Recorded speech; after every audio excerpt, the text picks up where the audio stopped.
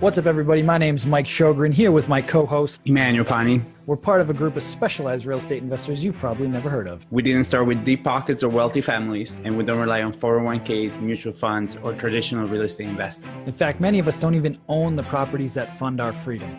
If you ask the money experts out there, they'd say what we do is impossible, yet it's happening every single day. It's happening through a new niche called short-term rentals. We are Short-Term Rental Nation, and these are our secrets. What's going on, everybody? Welcome back to another Tuesday with Mike and Mike. I am your host, Mike Sjogren, here as always with Mr. Mike Reilly. What's going on, sir? I'm doing awesome, man. Just got back from the mountains yesterday. Spent a whole week down there at our new house, and just it's like peak foliage right now. I know you saw a little bit of it, so it was awesome to hang out there. And my wife's birthday, my sister got married, so it was a big week last week. It's awesome. Nice, dude. Love it. Love it. Yeah. Didn't have to take off work. Didn't have to, file the PTO, the time off. So that's a good feeling for sure. It's year 2 doing that. That is definitely a good feeling. The true time freedom.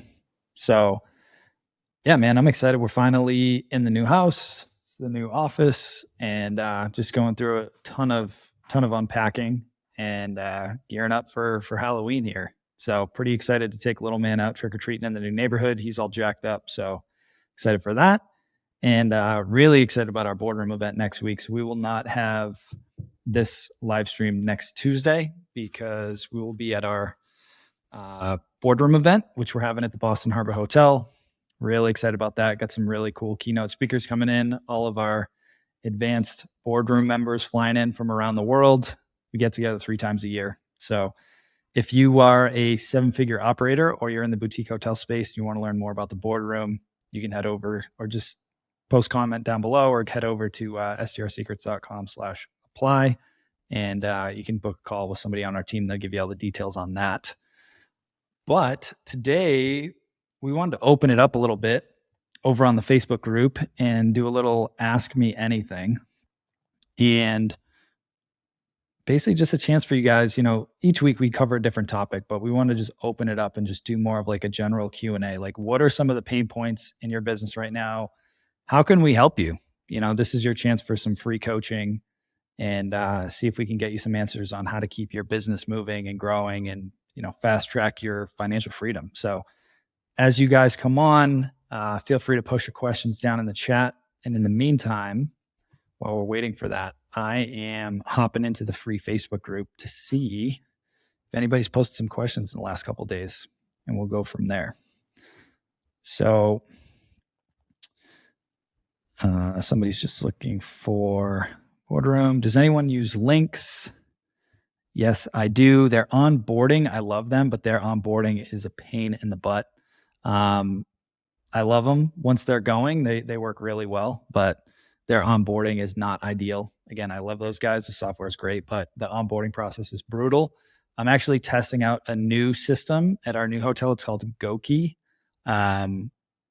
where, the locks have the built-in Wi-Fi, kind of like a Schlagen code, but on steroids, basically.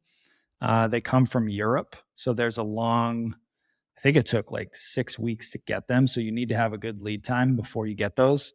But they're really meant for hotels. They integrate with like the hotel platforms, and it does a lot of the same things. It automates the entry, but the locks themselves, like they feel like commercial locks. Like these things feel bulletproof. And you can get the wristbands that come with them. So the cleaning team can just like with the wristband and get into every room. You can you can set up their access so that they can get into certain supply closets, I guess can't. You can really customize the configuration. So yeah, if you're in the hotel space, you might want to give them a shot. We are working on them. Zach said, what is your strategy for prospecting new co-host clients? So great question. We've done a lot of content on this.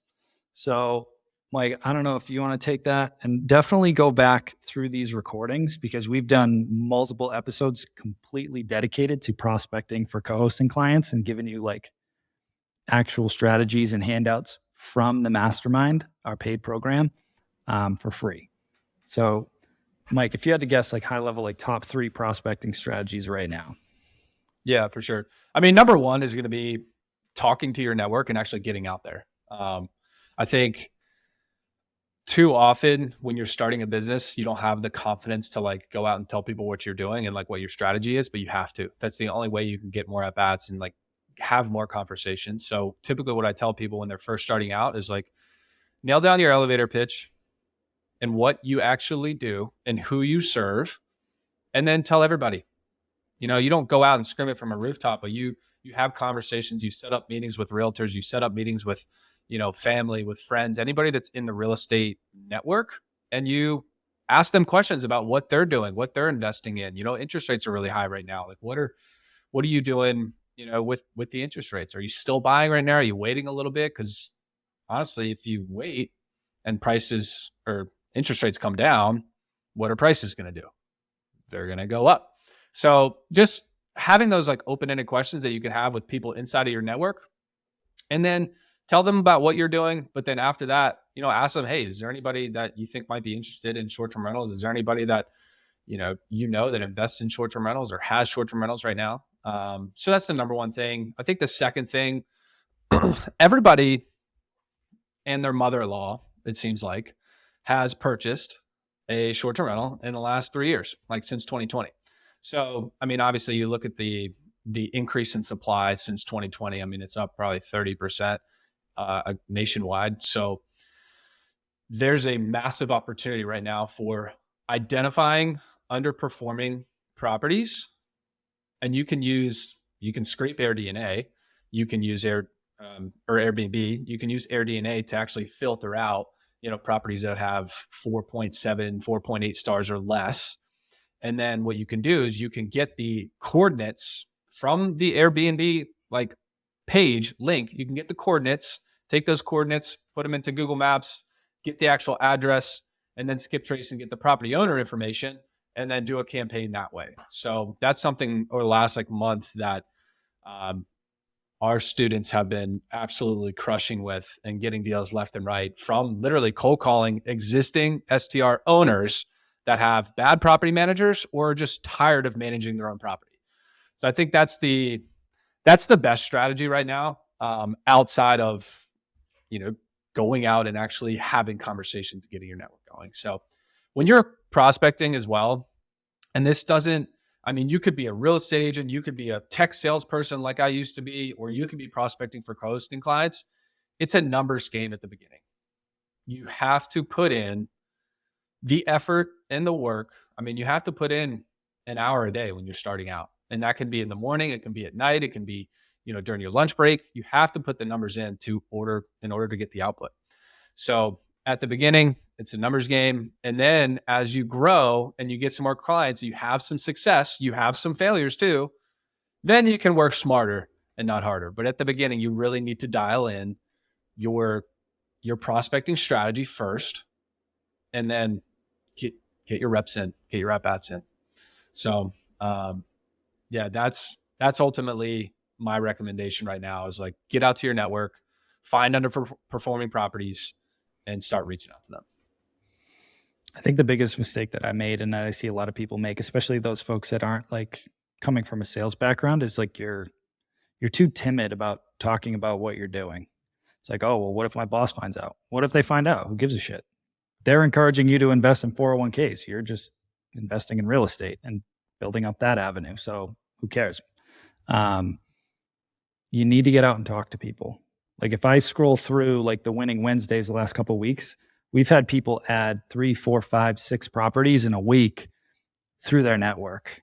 Literally just like, oh, you know what? I reconnected with so-and-so. I saw him at a coffee shop, blah, blah, blah. I told them what I was doing. They're like, oh, no way. Like I just bought a place, or my friend just bought a place.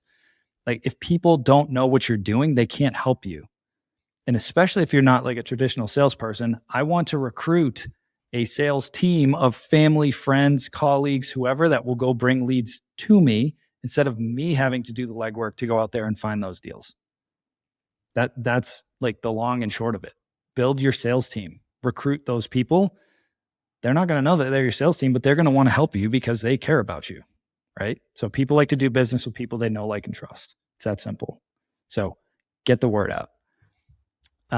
Let's see. Hovan asked, what PMS and channel manager you use for your hotels? So I use Guesty Pro, but I know I have used Cloudbeds in the past. If you're just going to go exclusively with hotels, Cloudbeds is a great solution. I liked it.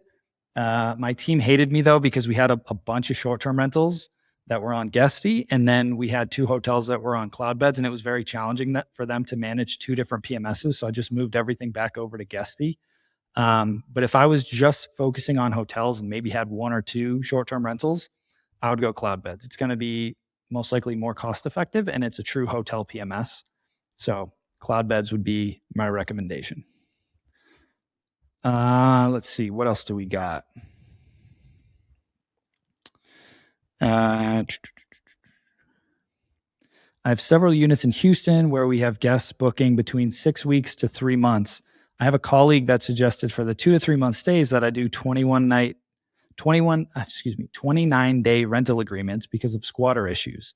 Not sure why just a regular lease short-term contract would do with a deposit through Superhog. Also with direct bookings that are between 3 to 7 days, what type of deposits, if any, are you requiring? So I always get half up front. Like that's just how we set it up. So when somebody books to confirm their reservation, they pay half up front. Mike does a lot more midterm stuff than I do. So, and again, it's going to depend on where you are, right? I don't have anything in Houston, but if it's anything like Massachusetts, it sounds like it's hard to, evict people. So if you get a squatter, it tends to be more of an issue, but I don't know how you've dealt with that, Mike, or if that's an issue in North Carolina. Yeah, not too much of an issue. I mainly serve like the hospital and traveling medical professionals. So I take 25% down, and then 75% is due on check-in. And then we got a 30-day cancellation policy. So I try and keep it as simple as possible for us and also for them. And I use a basic like short-term rental agreement that just kind of outlines those schedules. And then, if you break stuff, like you're paying for it or replace it. So it's very basic. I think and this might sound like a cop out, but like the best advice that I would give you and what I tell the students is like every market and every state is different. So just find a local real estate attorney of like, hey, what do you recommend for these types of stays? I do short-term rentals, but I do get requests for 30 days. Should I set it up as a month to month? Should I do these 29-day things? Like get the advice of a true legal person, because you don't want to kick yourself later of like, oh, well, I heard this on this podcast or this Facebook group or this person or whatever. Just go to the source. Like I pay people for information all the time. Like I want the right information to minimize mistakes. So just ask the right person. Go to a legal professional for those types of questions. Go to a tax professional for the tax questions. Like do those things to get the information right from the source. Yep. 100%. I've got one that I answered, and I touched on it a little bit earlier, but I want your thoughts on it too. So obviously interest rates are still at a 20-year high. What are you looking at? Like, are you waiting right now? Are you still looking at deals? Like, what's your strategy right now while the rates are high? I mean, for me right now, to be honest, like I wanted to buy another single family home, but realistically, I also thought the hotel was going to be done. So you guys have heard me talk about it, but like we just finished phase 1 and phase 2 just got held up in permitting. So I'm just like keeping cash reserves because I'm going to have another capital outlay, probably another $300,000 to $400,000 for phase 2. So I'm not rushing out to buy something, which sucks because I was hoping to get something else before the end of the year for tax reasons, but I'm sitting on that. And then we're also going to the bank to see if we can work something out to do an addition on the first hotel. We've got approval for 8 more units. And so we're just trying to line up some funding for that. So like, I'm still doing stuff. At the end of the day, like the numbers just have to pencil out. I mean, if you go back and look at like interest rates in the 80s when they're like 15%, people were still buying deals, but the numbers just have to work. So you just have to analyze enough deals, or, you follow somebody like Pace Morby, who's speaking at STR WealthCon in February, which I'm super pumped to hang out with him. Great opportunity for any assumable loans or subject to deals right now. Like when I first started studying real estate, I assumed that like multifamily was going to be my ticket. And so I invested a lot in mentors and programs and coaches and all this stuff. And it just didn't work out for me at the time for a variety of excuses. However, like fast forward to a couple of years ago when I started getting into hotels, all of that information allowed me to get into the hotel space because it's still commercial real estate. So like the more tools you have in your tool belt, the more creative you can get with deals. Most people, they just go on MLS and they're like, oh, there's no deals. Well, what else can you do? How else can you find deals? How else can you get creative with deals? You know, we wouldn't have closed that first hotel deal without some form of creative financing, which we negotiated in. Right. Like, again, like the more you can do that, this is a prime environment for that and for co-hosting, because a lot of people bought deals the last 2 years that didn't know what they were doing. They knew about the tax reasons. You could have made money on any property, quite frankly, on Airbnb. And now that it's, normalizing again, a lot of those people are bleeding money every month because they don't know what they're doing and they don't have the time to invest into it. So it's a good opportunity for co-hosting. So creative finance and co-hosting, I think, are two massive opportunities right now. Yeah. 100%. The only thing I'll add to that too is if you're, it's the end of the year right now, if you have some cash and you are a high W-2 earner, you need to educate yourself on what a cost segregation study is and how you can accelerate some of that depreciation and offset some of your active income. So just look up cost segregation for short-term rentals on YouTube, educate yourself on that. And then from there, make sure that your numbers still work. But also, if you find the right property, you need to design it really, really, really well in order to stand out and get booked. Like that's the first thing. And then run your numbers on what an exit strategy or a refinance strategy would be like if rates come down to 7%, 6%, 5%, and what that would look like for you. So when you're refinancing, you're typically looking at leaving 25% into the property. So if you're buying right now, you want to look at putting at least 25%, in. But keep in mind, if rates drop, prices are going to go up because we still have a supply issue. So right now, with the rates where they currently are, I don't see prices dropping like an insane amount because of the supply. So when rates drop, it's going to get more competitive, which means prices are going to go up. So it's going to be more expensive to buy next year, depending on the rates. So just run the numbers and use interest rates. Have one deal analyzer for your purchase, have another deal analyzer for, a year from now if rates drop, and just work your math that way. So you're making an objective, decision on buying a property this year versus next year. Yep, 100%. Monica said, what do you use for direct booking? I was thinking Boostly, but I also heard Logify is very user-friendly. I used Logify probably 4 or 5 years ago. I did not like it at all. I'm sure it's been updated since then. It also depends on what PMS you're going to use, but yeah, Boostly is great. Bill's new product, Market My STR, is great. I think you've been using that along with Hospitable. Those are probably the top two that I would recommend. Just make sure that whatever PMS you're using has a direct booking functionality built into it, whether it's, on the low end, like a Hospitable, which is super user-friendly, easy to use. You've got Guesty for Host, Guesty Pro, Owner Res. Those are probably some of the bigger ones. Even Hostfully. It's going to depend on your PMS, but I would not recommend Logify. Yeah. And I'll add a PSA on this. If you're looking at a direct booking website so that you can get more bookings and you're struggling right now, you need to hit the timeout button and dominate Airbnb first, then Vrbo, then use your PMS direct booking site to retarget existing guests, because that's where most of your guests are going to come from. You're not going to get this insane amount of new traffic with your new, $3,000 direct booking website. You're just not. Airbnb, not unless you're throwing 20 grand a month into pay-per-click ads. Exactly. So if you have 1, 2, 3 properties, you need to dominate Airbnb and Vrbo first. Add booking.com if it fits your guest criteria, and then have your direct booking website to retarget past guests. And then from there, you can look at growing and scaling a direct booking website. But if you're paying $3,000-$4,000 for a direct booking website right now because you think it's going to add you more bookings, it's probably not the best strategy. You need to dominate Airbnb first and take that $3,000 to $5,000, invest in amenities or invest in a new design, and you'll be good. Yep, exactly. Hovan said, what's your distribution strategy between OTAs, and can you share a bit more on your revenue management on the new hotel? Yeah, so the revenue management is a lot more manual intensive on the hotels. I use Price Labs for one of them, but we are also in there tweaking rates multiple times a week. It's definitely more intensive than just STRs. So I will say that. As far as the distribution strategy goes, we are about 65 to 70% direct on the two hotels that have been running for a couple of years.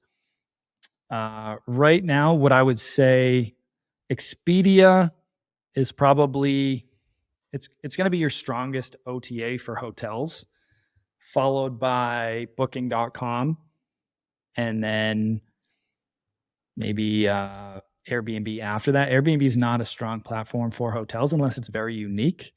It's maybe 10% of our bookings are from Airbnb. The majority come from Booking.com and Expedia. And like I said, the biggest chunk is through direct. And the way that we do that is we really focus heavily on Google reviews. Because if you think of it, when you're going to go somewhere, you go to Google and you search for hotels in whatever city you're going to. And then you're going to look and see, all right, what's the review score and how many reviews do these hotels have? So we push heavy for reviews on Google for all of our hotels. So I'll do one more question and then we're going to wrap for this week. Knowing what you know now, what advice would you give your younger self about money? That's a good question. I would tell my 16-year-old self to read Rich Dad, Poor Dad, and then I would have been good. That book just changed the game for me on what an asset and a liability is. And then it's literally just playing real world Monopoly. You're just getting out there and buying assets that are going to produce income every single month. That was the biggest mindset shift, paradigm shift I've ever had after reading that book. I was like, man, I've got it all wrong. And they never taught me this stuff in school. So I would just tell myself to read Rich Dad, Poor Dad. And then follow-up question on that, like how do you get over the fear of like making that first investment in a coaching program or a house? You got to get sick and tired of being sick and tired. Like you got to find some leverage on yourself to just say, fuck it, I'm going to do it. Like at the end of the day, what is the absolute worst thing that could happen from you doing this? You lose the house? Okay. And like that's worst case scenario. So like you just have to play it out. And it's funny because like our limiting beliefs in our subconscious will throw everything in the kitchen sink to like keep you where you are in your comfort zone. You just got to find something that's going to drive you past that fear, because there's never going to be a consistent change, a real meaningful change, without you being uncomfortable. I'm constantly uncomfortable, like all the time. And every time I think I'm just going to like chill out, the next thing comes up and I just say yes. And I keep going and going and going and going.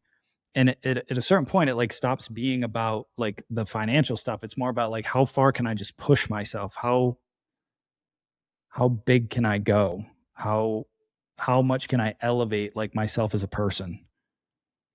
Because that's where the real change comes from, is you elevating yourself. And the things that used to stress me out 4 years ago, I'll handle 12 of those in a day now without blinking. Right? Everything is perspective. So the stuff that you thought is a big deal right now, fast forward 3 years, you're going to be like, dude, that's nothing.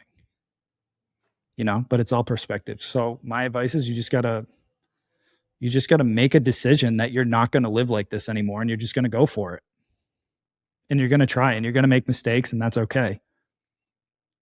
My biggest issue with schooling was like, I was a great student. I had a 4.0 GPA. Like I was a very good student. But guess what? The real world doesn't work like that. It doesn't. There's no right answer. There's just you figuring it out and making mistakes and learning along the way and trying to minimize your mistakes by leveraging your network and other people that have done what you want to do. Like that's it. It's a team sport. Like it sounds like I have all these units and all these things now. I have a big team behind me now. There's no way I'm doing all this by myself. I was doing the math out the other day. There's like over 20 people on my payroll just for the property side of the house, between the hotels, marketing, and cleaners and contractors and, staff. Like there's a lot of people behind the scenes that are running all this so that I can sit here and do this podcast with you on a Tuesday at 11:37 in the morning. And I just spent the entire morning at my son's school watching his Halloween parade. Then I'm going to go get some physical therapy on my back. I'm going to go pick him up and we're going to go trick-or-treating tonight. Like the team, the network behind me is what enables me to keep growing and have the time freedom to do what I want to do. You're not going to have that without building a great team. And the first step to that is just deciding that you're going to go for it and that you're going to do it and you're not going to quit until you get the results you want. Reilly knows this better than anybody. He knows all the stuff, all those like brick walls that I had to smash down, even in just the last 3 years to get some of these deals over the line and all the craziness that happens. But I wouldn't trade that for anything, man. My life is unbelievable because I choose to solve bigger problems. I choose to take on more. I choose to keep doubling down because there's no way in hell you'd have to kill me to put me back in that cubicle. I will never go back to that life, ever. So you just got to decide you want it and know that it's not going to be easy, but that's okay because it's worth it. And then a few years down the line, you're going to look back and be like, man, I'm not even the same person I was. And my life is unrecognizable now from where I was. So I think that's a good spot to end it for this week.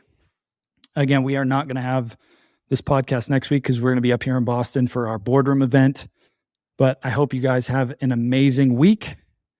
Keep pushing, get out of your comfort zone, embrace the discomfort, and your whole world will change.